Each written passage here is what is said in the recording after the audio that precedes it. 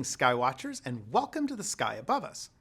I'm James Albury, and I'm your tour guide to the night sky.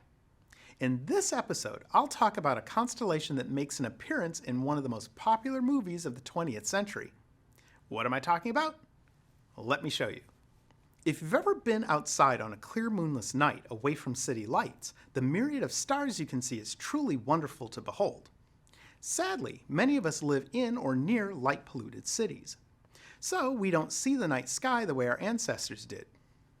Even as recently as 100 years ago, people were able to see the night sky much better than we do today. Therefore, to give us city dwellers a way to see a reproduction of the night sky, the way it's supposed to be seen, the modern planetarium was invented. As you may know, a planetarium is a circular theater where the ceiling is the projection screen. The screen is curved into a dome shape to mimic the apparent shape of the sky. Once the lights are turned off, a projector is then used to simulate the night sky onto the dome's surface. The sophisticated equipment in a planetarium allows you to set the date, time, and location of your observations. Those of us who work in planetariums can take our audiences anywhere on Earth and any place in time to see exactly what the sky looked like in the past or will look like in the future. I work at the Kika Silva Pla Planetarium at Santa Fe College in Gainesville, Florida. And back on April 13th, 2012, we had a special showing of our weekly star show, Florida Skies. For this special performance, we renamed it Titanic Skies to commemorate the 100th anniversary of the Titanic's maiden voyage across the Atlantic. Sadly, on the evening of April 14, 1912, the Titanic struck an iceberg, causing the ship to sink 3 hours later. The tragic story of the Titanic has been told many times in movies and theater. The most accurate movie retelling was James Cameron's Titanic in 1997. The movie was exceptional in the level of realism and historical accuracy. In Titanic's original release, it was missing one piece of historical accuracy that proved to be problematic for us astronomers. One well-known astrophysicist in particular brought it to James Cameron's attention. That astrophysicist is none other than Neil deGrasse Tyson. Dr. Tyson is also the director of the Hayden Planetarium at the American Museum of Natural History. As a planetarian, as we often like to call ourselves, we pride ourselves on celestial accuracy. To make a long story short, Dr. Tyson encouraged James Cameron to update the scene in Titanic where Rose is gazing up at the stars as she's waiting to be rescued. There she is looking up. There is only one sky she should have been looking at. And it was the wrong sky. Worse than that, it was not only the wrong sky, the left half of the sky was a mirror reflection of the right half of the sky. So it was not only wrong, it was lazy. So today, if you watch the 2012 re-release of Titanic, it will show the sky as it appeared from the North Atlantic Ocean at approximately 3:30 a.m. on April 15, 1912. This is what inspired our planetarium show, Titanic Skies. Okay, we have our skies set to 10 p.m. your local time. During the month of July, the constellations you see between 9 p.m. and 11 p.m. are the same constellations you can see in April at 3 in the morning. The sky that Rose saw in the movie Titanic was directly overhead, so although your latitude and longitude will be different, if you're in the northern hemisphere, the sky will look very similar. The constellation we're focusing on is Corona Borealis, also known as the Northern Crown. This constellation represents the seven-starred crown that Bacchus, the god of wine, gave his fiancée Ariadne when he proposed marriage to her.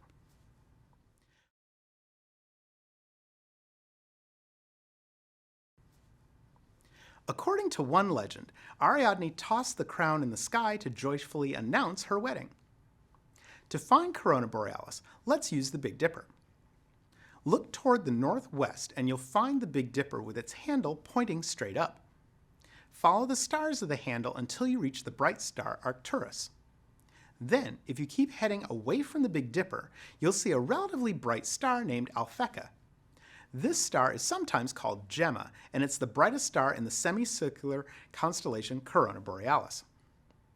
The reason Alphecca is so much brighter than the other star in the crown is because it is so much closer to us.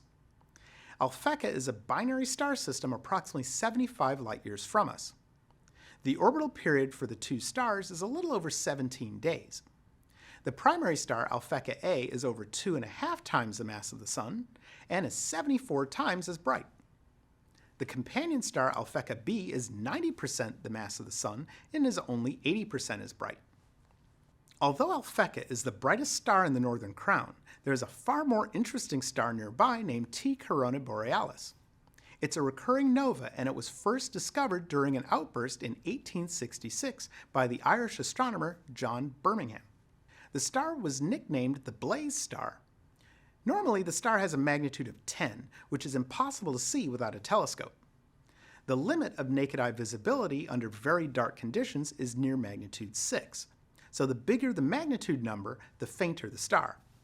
However, on May 12, 1866, T Corona Borealis brightened to magnitude 2.5, which is about as bright as the planet Saturn most of the time. It brightened again to magnitude 3 on February 9, 1946.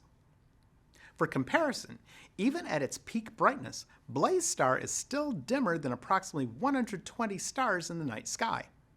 And sadly, the star's brightness doesn't last long. Within a day of an outburst, it begins to fade, and by a week later, it's back to being invisible to the naked eye. So you're probably wondering why Blaze Star brightens and dims so dramatically. Let me show you. T Corona Borealis is a binary star system with one large, relatively cool red giant star and a smaller, much hotter white dwarf star. The cooler red giant is transferring material to the hotter white dwarf. Between outbursts, when the system appears dim to us, the red giant's light dominates. However, when enough of the red giant's material lands on the surface of the white dwarf's luminosity increases dramatically for a few days, and its light dominates the light output of the system. Once all that material has burned away, it goes back to being invisible to the naked eye for us here on Earth. If our calculations are correct, we should see another flare in 2026, and the lost jewel of the Northern Crown will reappear, for at least one night. All right, my friends, get outside and look for the Northern Crown in all its regal splendor. Before you go, check out our website, theskyabovus.org. From there, you can watch previous episodes, listen to the Sky Above Us podcast, purchase the Sky Above Us merchandise, and you can even ask me an astronomical question that I'll answer in a future episode. And if you'd like to support our program, click on the Patreon link in the description, and you could qualify for autographed The Sky Above Us memorabilia, and you could see your name in the credits of our next episode. Who knows, you might just catch Blaze Star when it brightens again in 2026. But only if you remember to keep looking up.